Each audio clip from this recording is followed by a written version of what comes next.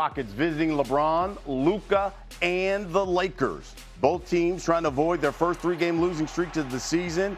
Rockets up 7. This is the first quarter in the Slim Reaper. KD. Come on, man, the ageless wonder. 10, up 10 at this point. Still in the first quarter. Talking about the ageless wonder. How about LeBron? I mean, this was good to see early. Maybe didn't hold throughout the course of the ball game. That cut it to 9. And then Durant again. Ooh, a little hezzy. Count that. Man, easy money sniper is the most appropriate social handle ever. He had 16 in the first half. A couple of minutes later, Durant again doing what he does. Knocking down threes. And then Lakers down 17. Luka mid-range is no good. Rockets coming the other way, and you know what? Come on, get up! Amen. Amen. Thompson lays it in. The Rockets were just rolling heading into the fourth quarter.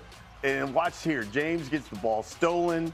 Durant, Jabari Smith. I mean, this was just a Rockets masterclass. They win at 119-96. Never trailed in the game. Thompson led everyone with 26 points.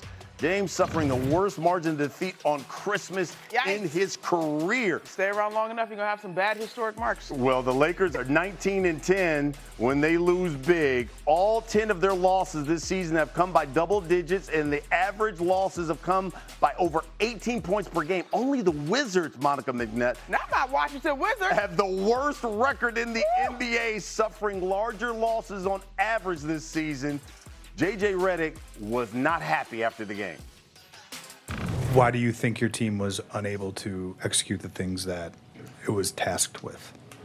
Because we don't care enough right now. And that's the part that bothers you a lot. We don't care enough to do the things that are necessary. We don't care enough to be a professional. It's a matter of making the choice. And too often we have guys that don't want to make that choice. And it's pretty consistent who those guys are. And so Saturday's practice, I told the guys, it's going to be uncomfortable. The meeting is going to be uncomfortable.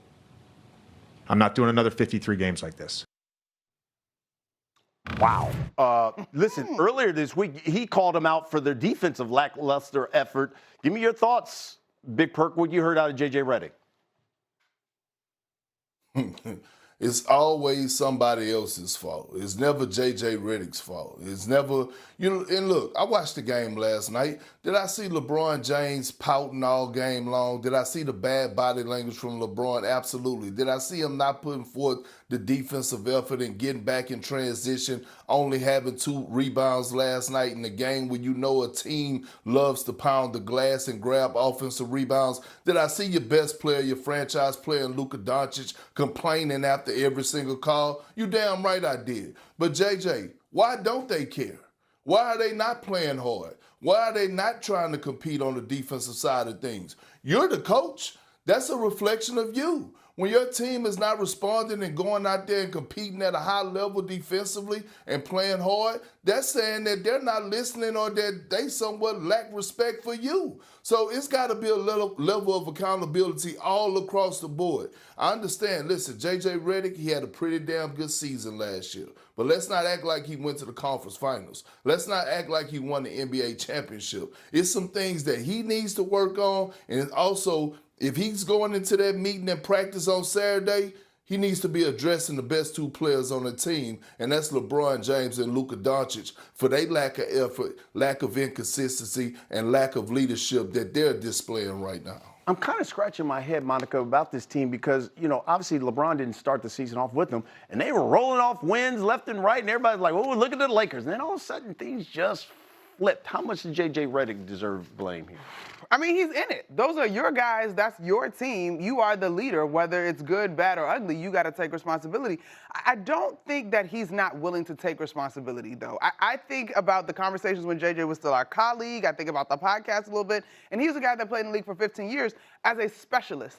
And so I think there's a way that he sees it that, to Perk's point, is not necessarily connecting with his stars. But the other thing, too, that I think, VC, we got to be honest about, the league is getting younger and younger and younger. And I get it. LeBron James is one of one. Luka Doncic, MVP candidate, all of that good stuff. Right. But the way that Houston plays, the way that OKC plays, the way that the Spurs are playing, the teams that you're chasing in the West, the other teams are now in a position to expose in a big-time way, in my mind, the areas that the Lakers come up short in. Now, I agree. Everybody has to be looked at when it comes to this Lakers organization, but the reality of it to me is that the league is changing over, and right now, they're just not built to continue to keep up. Perk, I see you percolating.